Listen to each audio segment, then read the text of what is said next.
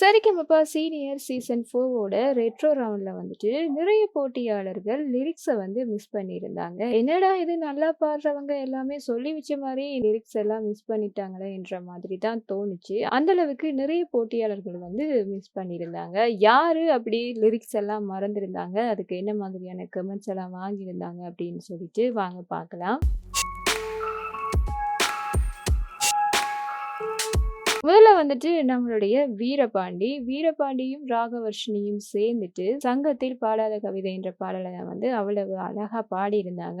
வீரபாண்டி எப்பயுமே வந்துட்டு அந்த பாடல்களை வந்து அப்படியே பாடமாக்கி வச்சிருப்பாரு. ஏன் அப்படின்னு சொன்னா அவர் ஒட்டும்போது வந்துட்டு பாடல்களை கேட்டு அப்படிதான் அவர் வந்து அந்த பாடல்களை வந்து பழகியிருப்பாரு. இவர் வந்துட்டு 2வது சரணத்துல வந்துட்டு சில பாடல் வரிகளை வந்து மறந்துட்டாரு. எல்லாருக்குமே வந்துட்டு ஒரு அதிர்ச்சியா தான் இருந்தது. இவரோட இந்த பெர்ஃபார்மன்ஸுக்கு நம்மளுடைய விபி சார் என்ன சொல்லியிருந்தாரு அப்படின்னு சொன்னா, வீரபாண்டியா இந்த பாடல் வரிகளை மறந்துட்டாரு அப்படின்னு சொல்லிட்டு நானே வந்து ஷாக்கிங்ல தான் இருக்கேன். நீங்க வந்துட்டு மறக்கக்கூடிய ஆள் இல்லையே என்ற மாதிரி கேட்டிருப்பாரு.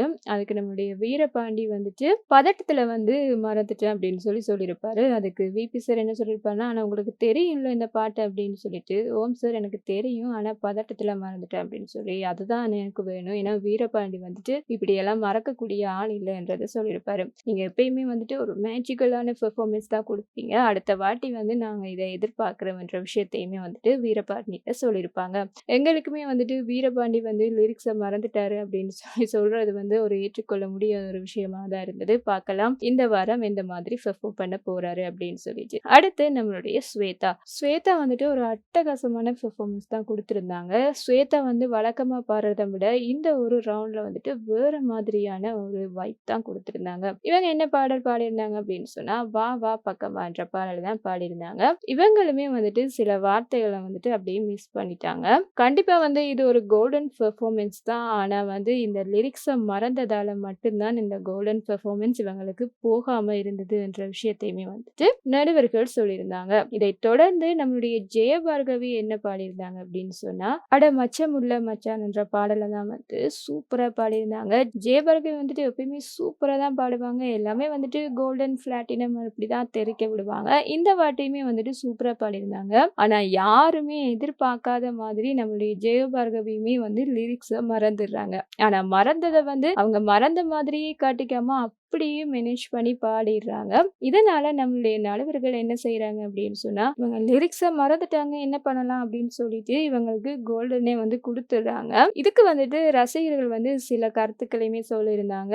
ஸ்வேதாவுமே வந்துட்டு நல்லா தான் பாடியிருந்தாங்க. அவங்களும் ஒரு லிரிக்ஸ் தான் மறந்தாங்க. ஆனா அவங்களுக்கு குடுக்கல. ஜெயபார்கவிக்கு மட்டும் குடுத்துருக்காங்க என்ற மாதிரி சொல்லியிருந்தாங்க. இதுக்கு வந்து நடுவர்கள் வந்து ஒரு முக்கியமான ஒரு காரணம் சொல்லியிருந்தாங்க. என்ன அப்படின்னு சொன்னா, நம்முடைய ஸ்வேதா வந்துட்டு லிரிக்ஸ மறந்துட்டு அப்படியே நின்னுட்டாங்க சடனா. அது நின்னுட்டு தான் அடுத்தது வந்து ஸ்டார்ட் பண்ணியிருப்பாங்க. அவங்க மறந்தது வந்து நல்லாவே தெரிஞ்சிருந்தது. ஆனா ஜெயபார்கவி வந்துட்டு அவங்க லிரிக்ஸ மறந்துட்டாங்க அப்படின்னு சொல்லி தெரியல. அவ்வளவு கியூட்டா மேனேஜ் பண்ணி படிச்சிருந்தாங்க. ஜெயபார்கவி வந்துட்டு ஒரு ப்ரொஃபஷனலான சிங்கர் மாதிரியும், நம்மளுடைய ஸ்வேதா வந்துட்டு ஆர்டிஸ்ட் மாதிரி 2 பேருக்கும் இடையில இப்படித்தான் ஒரு வித்தியாசம் இருக்கும்ன்றதையுமே வந்துட்டு அழகா சொல்லியிருப்பாங்க. இதனால வந்துட்டு ஜெயபார்கவிக்கு வந்துட்டு கோல்டனுமே குடுத்திருப்பாங்க. அதேபோல அமனுமே வந்துட்டு கம்பேக் குடுத்திருந்தாங்க. சூப்பரான ஒரு பெர்ஃபார்மன்ஸ்ல வந்துட்டு பார்க்கும்போது அவ்வளவு சந்தோஷமாக இருந்தது. நம்ம ஒரு சிங்கர் என்ற பாடல தான் பாடியிருந்தாங்க. சூப்பராவே பாடி அட்டகாசமாக தெறிக்க விட்டாங்க அப்படின்னு தான் சொல்லணும். அந்த அளவுக்கு அவ்வளவு சங்கதிகள் எல்லாமே வந்துட்டு சூப்பரா பாடியிருப்பாங்க. இருந்தாலுமே "பாலாடை போலாடும் பாப்பா" என்ற இடத்துல வந்து கொஞ்சம் விட்டுட்டாங்க. இதனால வந்துட்டு இவங்களுக்கு கோல்டன் குடுப்பாங்களா இல்லையா அப்படின்னு சொல்லிட்டு எல்லாருமே ரொம்ப ஆவலா எதிர்பார்த்துட்டு இருந்தாங்க. ஆனா அமன் வந்துட்டு அந்த அளவு அட்டகாசமா பாடினதுனால இதெல்லாம் ஒரு விஷயமே இல்ல அப்படின்னு சொல்லிட்டு நம்முடைய நடுவர்கள் அமனுக்குமே வந்துட்டு கோல்டன் குடுத்திருந்தாங்க. இவ்வளவு பேருமே வந்துட்டு இந்த ஒரு ரவுண்ட்ல வந்து பாடல் வரிகள வந்து மறந்துடுறாங்க. இவங்கலாம் மறக்கவே மாட்டாங்க. வந்தா தூள் கிளப்பிருவாங்க அப்படின்னு சொல்லிட்டு நாம நினைச்சிட்டு இருக்கக்கூடிய நம்மளுடைய இந்த போட்டியாளர்கள் தான் வந்து இந்த மாதிரி வார்த்தைகள வந்து மிஸ் பண்ணிட்டாங்க அப்படின்னு சொல்லி யாராலையுமே எதிர்பார்க்க முடியல. இருந்தாலுமே வந்துட்டு சூப்பரான பெர்ஃபார்மன்ஸ் தான் குடுத்திருந்தாங்க. இவங்களுடைய இந்த பாடல்கள்ல வந்துட்டு சில வரிகள மறந்தாலும் பெர்ஃபார்மன்ஸ் வந்து வேற லெவல்ல இருந்தது. இவங்களோட இந்த ஒரு பெர்ஃபார்மன்ஸ பத்தியும், நடுவர்கள் கொடுத்திருக்கக்கூடிய தீர்ப்பு பற்றியும் நீங்க என்ன நினைக்கிறீங்க அப்படின்னு சொல்லிட்டு மறக்காம கமெண்ட்ல சொல்லிருங்க. இந்த மாதிரியான விஷயங்கள தெரிஞ்சுக்கணும் அப்படின்னு சொன்னா இந்த சேனலோட இணைஞ்சிருங்க. மறக்காம சப்ஸ்கிரைபும் பண்ணிருங்க.